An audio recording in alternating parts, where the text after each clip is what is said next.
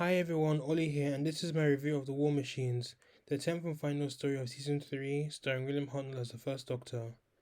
The War Machines is the 27th story overall, and it's once again written by Ian Stewart Black, and is 4 episodes long.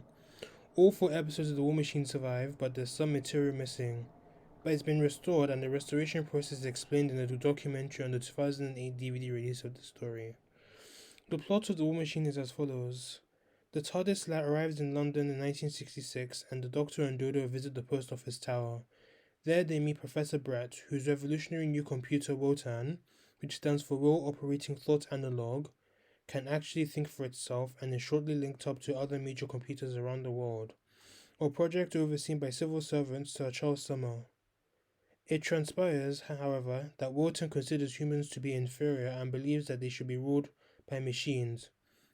Exerting an hypnotic influence, it arranges the construction of war machines, heavily armed, self-contained mobile computers with which to take over the world. In my opinion, The War Machines is a brilliant story. It's unique because it is the first full modern day Doctor Who story. If Planet of the Giants is unambiguous about the time period, that would have been the first full modern day story. And for the first Doctor era, it's quite uncommon because most of his stories are either historical set in the past or stories set in the future. Obviously, this is set in London, so the use of location filming was needed, and it was very well done in my opinion. Michael Ferguson directed the story very well, and I'm glad he came back to direct further stories. I liked how the post office tower, which is now known as the BT Tower, was made use of in this story, and that's where Rotan was located. I like the alternative episode cards that was used in this story, which had the 60s computer writing font used in it, as opposed to the usual fonts that was used in the other episodes, which are pretty much the same basic ones. We see the different episode title cards again once in the Ice Warriors, the Seeds of Death, Space Pirates, Inferno, and the War Games. This story was very well paced, nothing dragged. This story managed to hold my interest throughout. The action scenes was fantastic. I liked the fight between the army and the war machines, and obviously the army was massively overwhelmed, and it was a very nice sequence, and that was actually in a censor clip from Australia, but I think they put it back into the DVD, and it was very interesting to watch. I think that was probably one of my favorite scenes of that story. Although this was filmed entirely on location, the sets were alright. I mean, nothing was quite basic. I mean, offices and all that. Considering that this is modern day London, nothing needed to be too extravagant or anything. But I liked the Inferno Club the most. It was interesting to see what the nightlife was back in the 60s compared to nightlife nowadays. I noticed in the Inferno Club there was a record player, and nowadays you just have a DJ playing music on stage. The acting was very good. William Hartnell was quite good here. Once again, he's featured in the plot in the way so he doesn't have to do most of the heavy lifting. I like the part when the Doctor entered the Inferno Club and was given a free drink. That was pretty cool. This story also features the debut of Ben and Polly, who accidentally joined the TARDIS when the TARDIS is taking off after the Doctor was kind of frustrated after finding out that Dodo decided to stay back in London. I like the dynamic Ben and Polly have, especially Ben teasing Polly by calling her Duchess, and it was quite interesting because Ben was this cockney lower class sailor and Polly is an upper class girl, judging by her accent, even though not fully upper class, but I mean she still had to work. She was pretty much an office girl in this story. Although Polly was out of the two, I say Polly is my favorite. I mean, even though there's some aspects of Polly that does kind of annoy me. I mean, she is quickly established as a damsel in distress, and when she's brainwashed by Wotan and she had to like help them manufacture the war machines.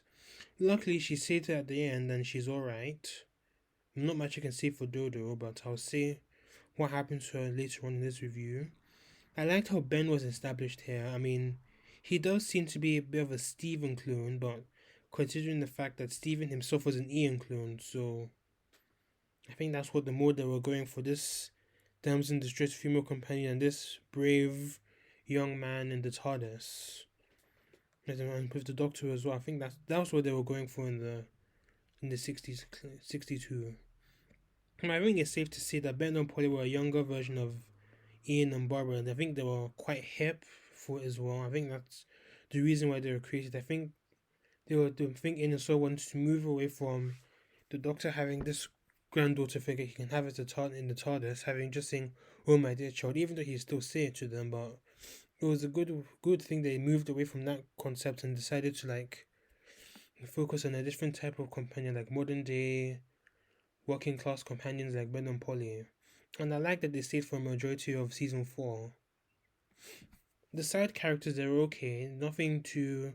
They weren't they weren't bad. They were good, but nothing too memorable. Considering the fact that the War Machines and Wotan themselves actually stood out, especially Wotan. I think they were the main focus in this story, Wotan and the War Machines. I liked how Wotan was credited as itself in the credits, and after it was credited and Wotan, and that was pretty cool. And Wotan itself was very creepy, and the episode 1 cliffhanger really stood out for me, especially when Wotan was brainwashing Dodo, ordering to bring the Doctor. But Wotan says, "Doctor Who is required." That was very creepy, and it made the groaning it was making made it so effective and very menacing as well. The war machines themselves were very menacing as well because of its size and how easily it can kill people. I like the episode 2 cliffhanger when Ben was in the factory and all of a sudden he's investigating the factory where the tramp was killed.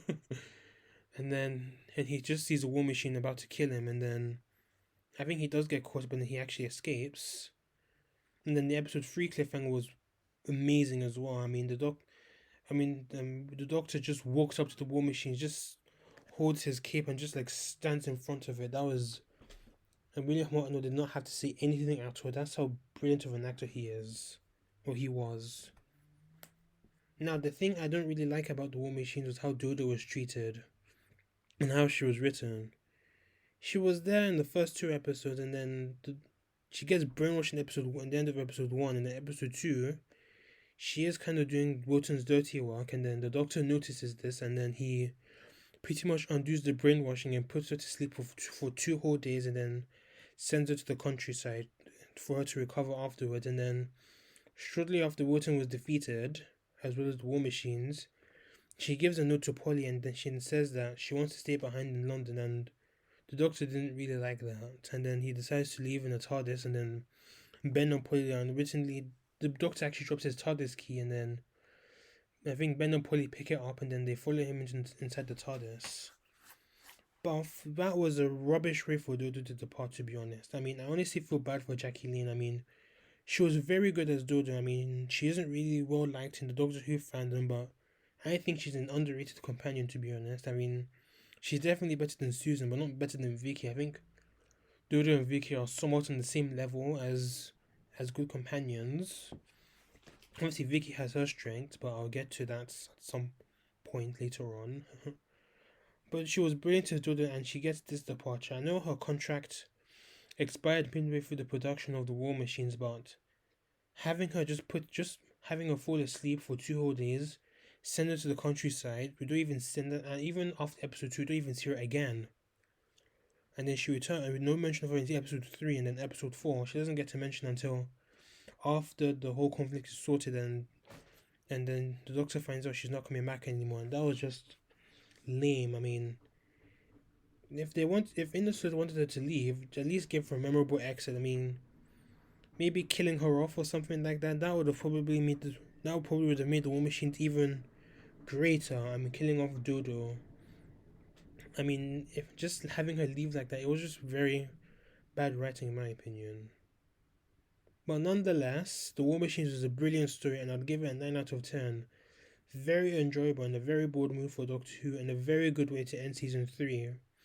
With Ben and Polly entering the TARDIS during takeoff, not knowing they're in for an adventure of a lifetime. And they're the first companion to witness the Doctor regenerate, so they're quite important companions, to say the least. Whew. So that's a wrap for season 3, and boy, what a journey it was for me to get to this review. And what a journey it was for the viewers as well, and for the cast and crew behind Doctor Who season 3.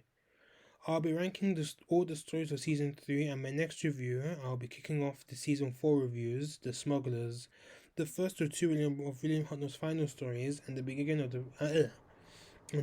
Patrick Charlton era. I can't wait. Thanks for watching. Listen, like and subscribe to my channel. Let me know what you thought of the War Machines, what you thought of this review, and put them in the comments down below. See you later, everyone.